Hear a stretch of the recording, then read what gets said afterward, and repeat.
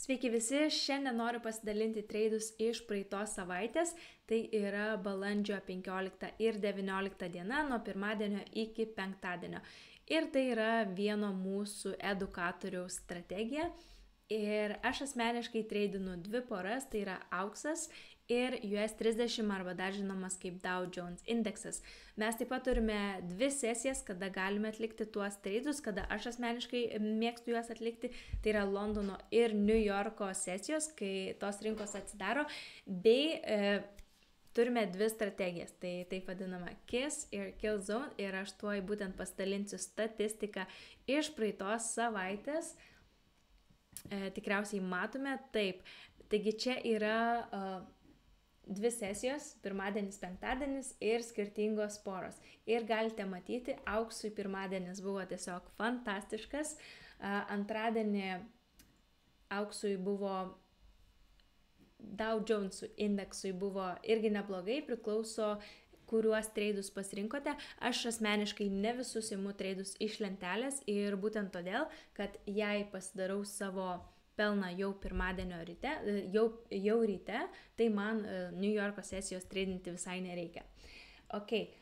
Bendroji sumoji savaitė buvo tikrai nuostabi, mes turėjome labai daug take profit ir čia specifiškai yra 1:1 ratio, vadinasi, jeigu rizikuoji, sakykime, $100 ir praloši $100 pasiekus tavo užsakymui stop loss.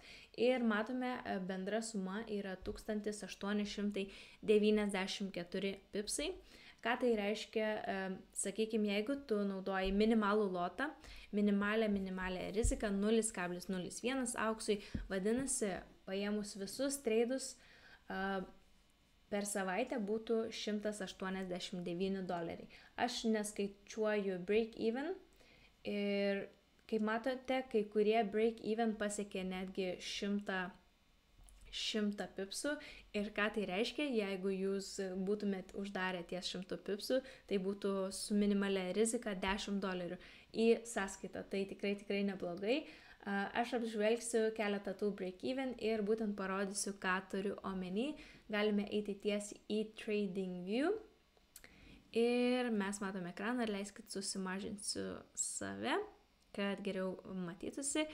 Taigi, čia yra US 30 arba Dow Jones indeksas ir galime eiti į trečiadienį. Tai buvo pagal analizę mes turėjome pirkti šį indeksą būtent šioje vietoje ir kaip matote paėjo 80 pipsų į viršų, vėlgi su minimalia rizika tai būtų $8 į pliusą.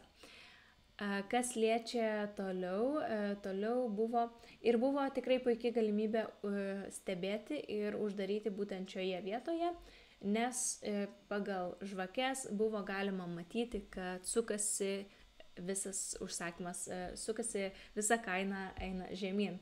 Toliau žiūrime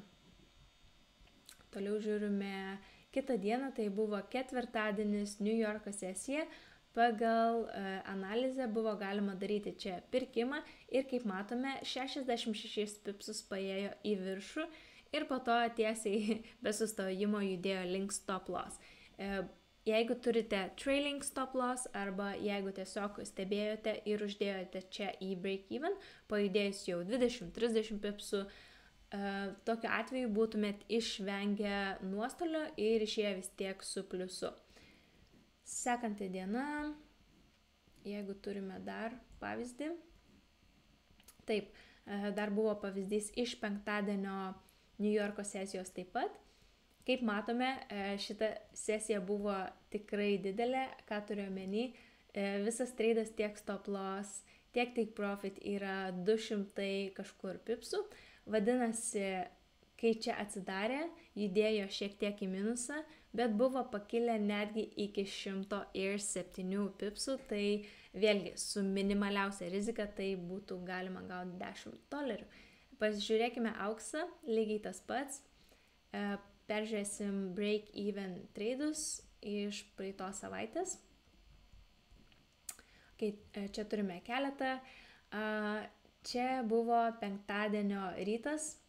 Taip, penktadienio rytas ir kaip matome labai nedaug labai nedaug trūko iki take profit, bet dėja nepasiekė. Jeigu tuo metu būtumėte pamatę tą užsakymą, būtų buvę galima tiesiog jį uždaryti su nemažu pelnu, arba jau pradėjus judėti kainai tiesiog užstatyti į break even. Ir tokiu atveju išvengti nuostolių. Toliau, kas liečia, ir čia buvo tikrai nemažai tam galimybių padaryti break even, arba, kaip jau minėjau, naudoti trailing stop loss. Penktadienio vakaras, New Yorko sesija taip pat, panaši situacija, judėjo rinka šiek tiek į drawdown, tai mes matėme, kad yra truputėlis minuso, bet vėlgi pakilo 83 netgi pipsus nuo mūsų įėjimo pozicijos, nuo mūsų entry pozicijos.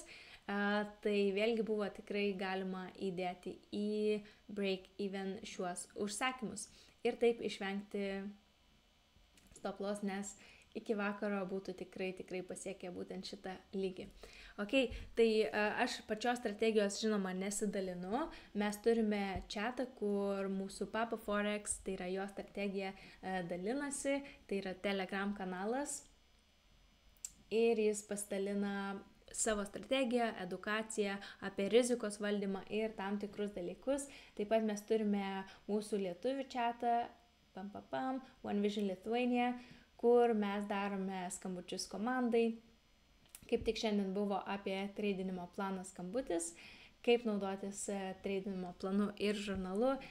Turime skirtingus įrašus, rezultatus, kur dalinasi komanda ir taip toliau. Tai kam yra įdomu, galite susisiekti su manim per Instagramą, būtinai pasidalinsiu, kaip ir nuo ko reikėtų pradėti. Aš čia turbūt netyčia paspaudžiau, nieko tokio.